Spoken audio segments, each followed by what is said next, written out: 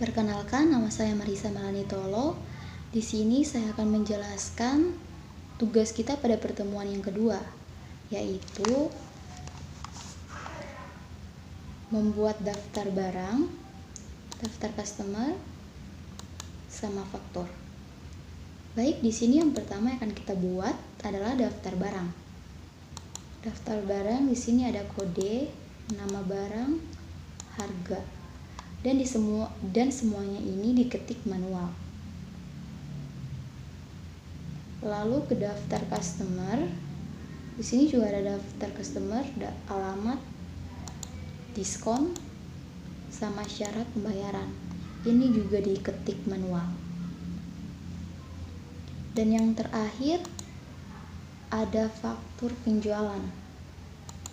Nah, di sini dari Yongmen sampai nomor faktur, nomor pesanan, nomor telepon, email, itu semua diketik manual. Dan untuk kepada yang terhormat, alamat, kode, nama barang, harga, diskon, total, grand total, PPN 10%, total bayar, itu semua ada rumusnya. Selain itu, ada juga diterima oleh, mengetahui, form pesanan, nama barang, dan syarat pembayaran, itu semua diketik manual. Baik, di sini yang pertama yang akan kita buat adalah kepada yang terhormat. Di sini rumusnya. Di sini yang pertama rumusnya kita ke menu data validation, pilih yang list, source-nya tinggal ke daftar customer, lalu dari Alin Shop sampai ke umum itu di blok. Kalau sudah, pilih OK. Nah, sekarang udah bisa dipilih. Kita tinggal ikutin aja yang ada di list tugas, yaitu Alin Shop. Oke, sekarang kita mau membuat alamatnya. Alamatnya juga ada rumusnya. Rumusnya adalah sama dengan if jika F9 ini kosong, maka di bagian alamatnya juga diisi kosong. Lalu jika di F9 ini isinya adalah umum, dipilihnya juga kosong, soalnya umum emang gak ada alamatnya. Dan selanjutnya kita isi VLOOKUP berdasarkan isi dari F9. Lalu ke daftar customer, terus blok dari customer sampai di syarat pembayaran. Kalau sudah, langsung klik F4, titik koma, 2, titik koma lagi, pilih 0, lalu tutup kurungnya sampai 3 kali. Terus enter. Nah, di sini udah ada kan alamatnya. Jadi tinggal kita pilih seperti list yang ada, slide yang ada di tugas kita. Nah, sekarang yang akan kita buat adalah kode. Di kode ini ada rumusnya, tapi sebelum itu kita buat dulu gabungan dari kode. Gabungan dari kode dan nama barang. Caranya ke daftar barang, lalu ketik di sini sama dengan klik kode yang pertama. Tanda penggabungnya adalah dan, lalu tanda kutip, terus spasinya sampai 5 kali. 1, 2, 3, 4, 5. Lalu tanda kutip digabung lagi dengan nama barang, yaitu B3, lalu enter. Kalau sudah, nanti tinggal di copy aja rumusnya, otomatis semuanya akan tergabung. Nah, kalau udah, kita ambil kembali lagi ke kode. Kalau udah, kita kembali lagi ke kode.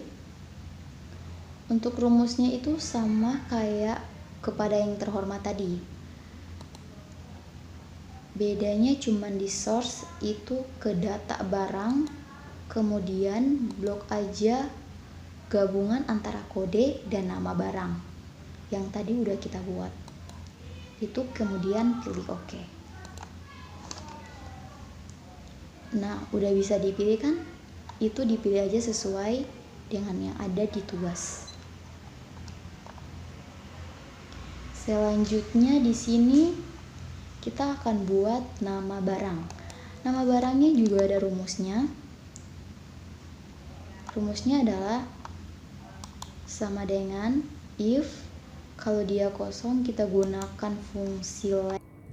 Halo teman-teman, nama aku Muhammad Effendi Zain. Aku ya sama seperti di videonya Kak Selfie sebelumnya atau di sesi sebelumnya ya kan. Aku adalah pengoreksi di video ini ya kan. Jadi gini lah teman-teman, tadi kan mohon izin Kak Marisa sebelumnya, aku langsung main gas aja nih. Aku minta izin dulu ke Kak Marisa, mohon izin dikoreksi. Jadi tadi kan kata Kak Marisa if, tapi Kak Marisa agak ini nih kayaknya kecapean Kak Marisa.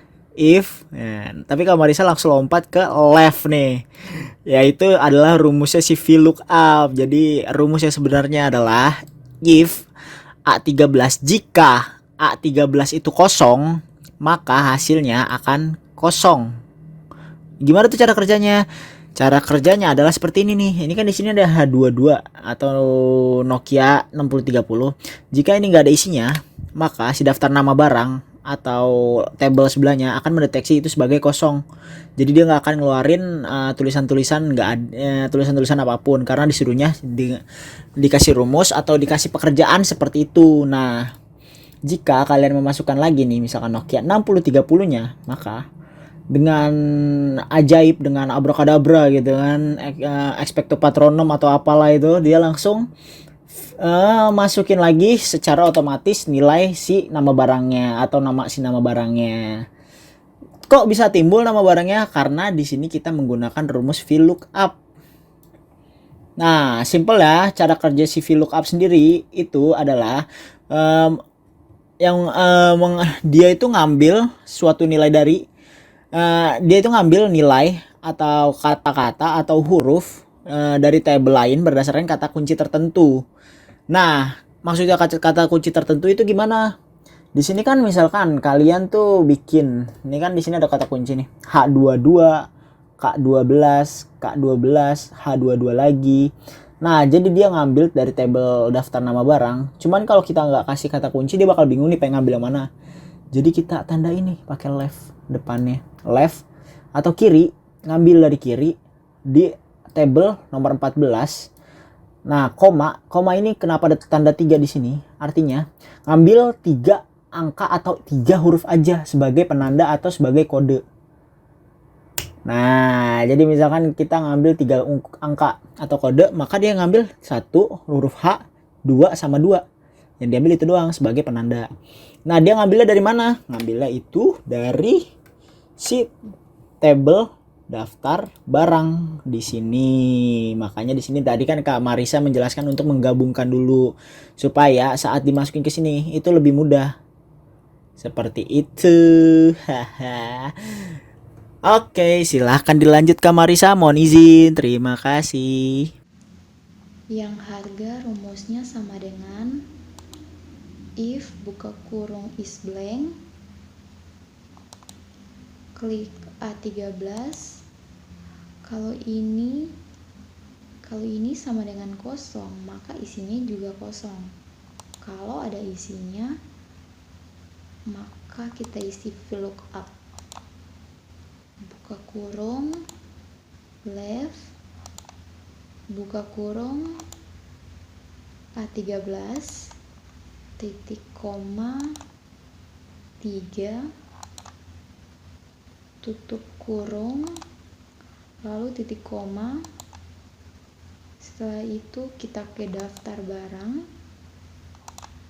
terus di blok semuanya, lalu klik F4, lalu isi 3 karena harga itu ada di kolom ketiga. Dan setelah itu titik koma, pilih 0, kemudian tutup kurung sebanyak 2 kali. Kemudian enter, maka didapatkan harganya segini. Kita copy ke bawah ya rumusnya.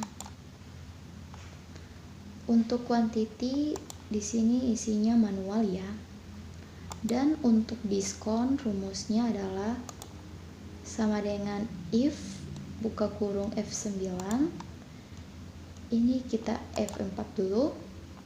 Kalau dia kosong, maka diisinya juga kosong. Kalau ada datanya, maka isinya juga VLOOKUP seperti di atas. Dan VLOOKUP berdasarkan nama customernya, kita F4, lalu kita ke daftar customer dan kita blok semuanya, klik F4.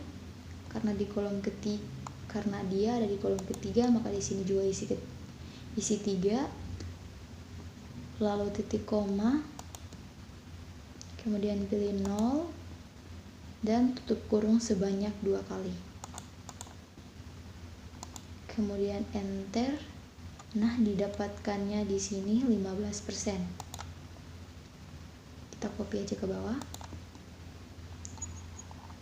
Oke, untuk total rumusnya adalah sama dengan harga dikalikan dengan quantity, tutup kurung, lalu kurang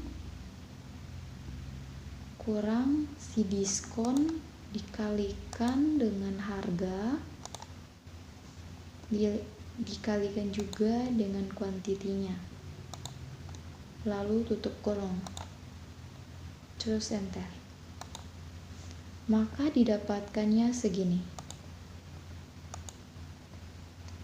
Copy sesuai yang ada di slide tugas. Lalu untuk grand totalnya kita menjumlahkan keseluruhannya. Jadi sama dengan sum. Kemudian kita akan menjumlahkannya dari sini sampai sini. Totalnya didapatkan segini. Lalu untuk PPN 10% di sini sama dengan 10% dikalikan dengan grand total dan dapatnya segini. Dan yang terakhir untuk total bayarnya itu sama dengan PPN ditambah dengan grand total. Jadi ini hasil dari semuanya. Jadi itu tadi penjelasan dari tugas pertemuan kedua. Terima kasih.